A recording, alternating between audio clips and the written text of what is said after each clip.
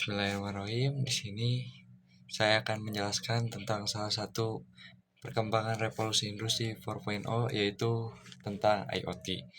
Jika teman-teman semua masih penasaran, boleh simak penjelasan dari saya dalam video ini.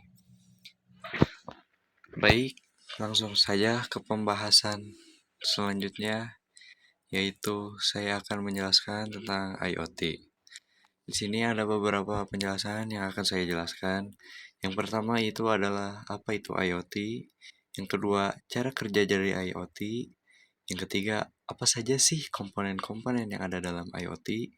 Yang keempat, manfaat IoT dalam kehidupan. Yang kelima, kelebihan dan kekurangan IoT. Yang keenam, contoh implementasi IoT dalam kehidupan. Dan yang ketujuh adalah kesimpulan. Oke, lanjut saja ke slide berikutnya. Apa itu IoT? IoT adalah suatu singkatan dari Internet of Things yang memiliki arti bahwa internet adalah segalanya.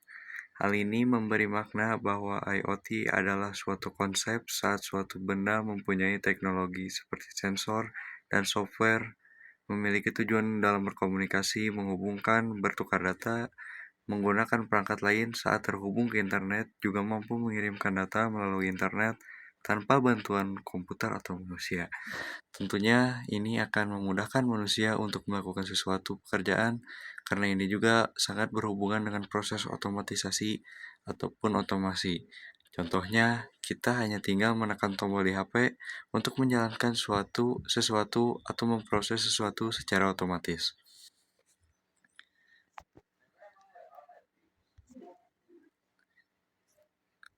Yang ketiga, lanjut. Yang kedua, yaitu bagaimana cara kerja dari IoT ini. Cara kerja IoT. IoT bekerja dengan memanfaatkan instruksi pemrograman yang setiap perintahnya bisa menghasilkan interaksi ke sesama perangkat terhubung secara otomatis tanpa adanya intervensi pengguna, bahkan dalam jarak jauh sekalipun. Adapun faktor yang sangat vital yang menjadi kelancaran perangkat IoT adalah jaringan internet sudah pasti, yang akan menjadi konektor antara sistem dan perangkat. Sementara manusia dalam tahap ini hanya menjadi monitor untuk setiap perilaku saat mereka bekerja. Pada umumnya, IoT memiliki sebuah ekosistem yang terdiri dari perangkat cerdas berbasis web yang menggunakan sistem embedded seperti prosesor, sensor, dan perangkat keras komunikasi yang digunakan untuk mengumpulkan dan mengirim informasi berdasarkan data yang dikirim lingkungan sekitar. Oke, kita lanjut ke dalam komponen-komponen dalam IoT. Yang pertama ada sensor. Sensor mampu mengubah perangkat IoT tepatnya pada segi jaringan dari sistemnya yang pasif berubah menjadi aktif dan terintegrasi dengan lingkungan sekitar. Yang kedua adalah AI atau Artificial Intelligence yang sangat menghidupkan IoT. Dengan AI, perangkat ini bisa berkomunikasi secara pintar. Lebih dari itu, perangkat IoT yang dibekali AI akan bisa melakukan kemampuan analisis yang lebih kompleks, mengoleksi data, mengatur jaringan, dan mengembangkan algoritma. Ketiga, ada koneksi jaringan. Untuk mengirimkan data atau informasi yang telah diperoleh, maka dibutuhkan jaringan internet sebagai medianya. Karena IoT itu sangat berkegantungan dengan koneksi jaringan. Jadi pastikan jaringan kalian sangat bagus. Yang keempat ada UI atau User Interface yang merupakan hal yang sangat penting dalam IoT yang berperan sebagai media pengontrol IoT tersebut. Biasanya digunakan pada smart device seperti smartphone, tablet, dan komputer.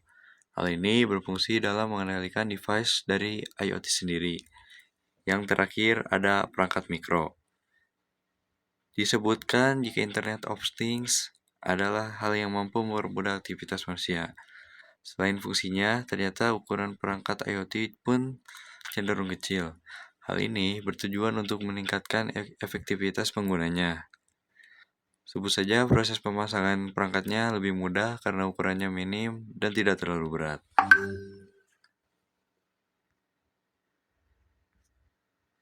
Manfaat IoT dalam kehidupan sehari-hari. Yang pertama, efisiensi.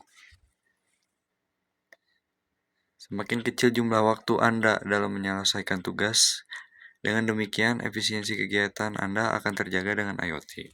Yang kedua, monitoring kegiatan lebih praktis. IoT dapat membantu Anda mengontrol dan memonitor seluruh kegiatan dengan mudah. Bahkan dapat merekomendasikan alternatif kegiatan atau pekerjaan yang lebih gampang. Yang ketiga, koneksi lebih mudah. Konektivitas antar perangkat akan menjadi lebih mudah karena IoT dan akan berjalan dengan cepat dan efektif. Yang keempat ada otomatisasi pembangunan. Contohnya otomatisasi lampu sehingga lebih menghemat energi.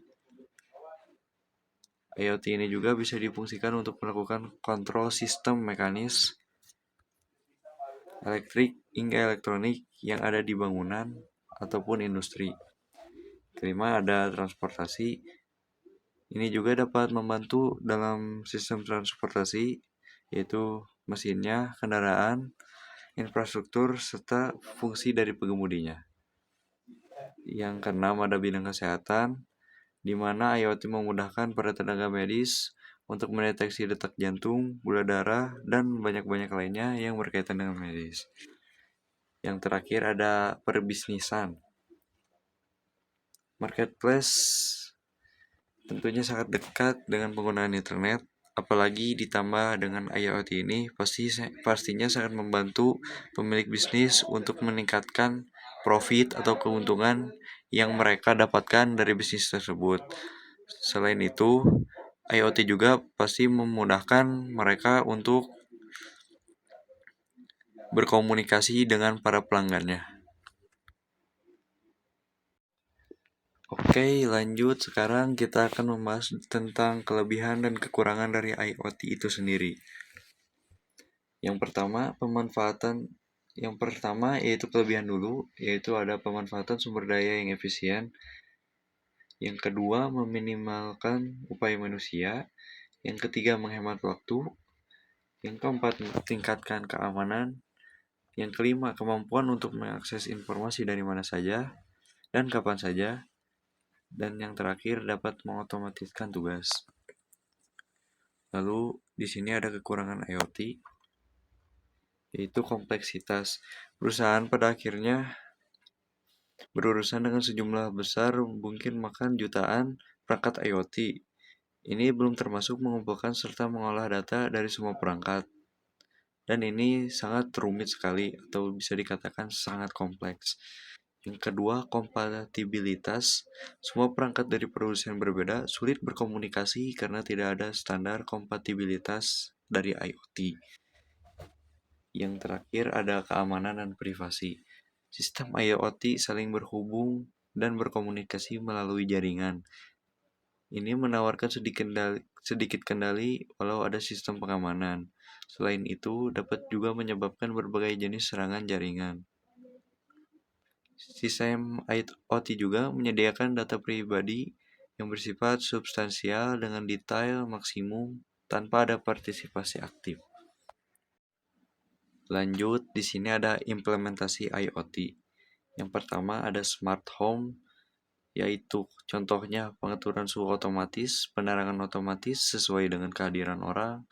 Yang kedua, monitoring lingkungan, yaitu pemantauan kondisi air secara real time.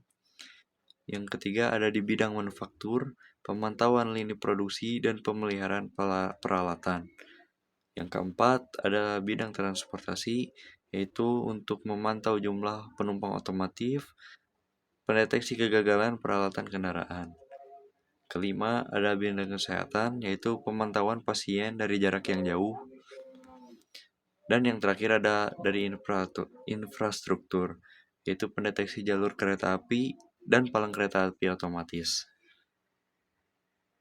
Oke, tidak terasa kita sudah berada di ujung pematerian. Di sini saya akan menyampaikan kesimpulan dari IoT ini sendiri, yaitu dengan adanya perkiraan jumlah perangkat IoT yang terus bertambah dari tahun ke tahun dengan jumlah sekitar perkiraannya 100 miliar di tahun 2030, perkembangan teknologi IoT akan terus berlanjut dan akan menjadi teknologi masa depan. Pemanfaatan perangkat IoT sangatlah luas dan dapat mendatangkan manfaat bagi manusia. Teknologi IoT dapat diterapkan di segala bidang, antara lain di bidang kesehatan, pertanian, perkotaan, perumahan, perhotelan, transportasi, perbisnisan, dan berguna juga di banyak bidang yang lainnya.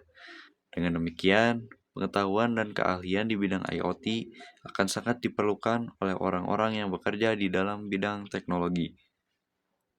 Tak lupa, mari kita belajar lebih lanjut dan lebih dalam tentang IoT.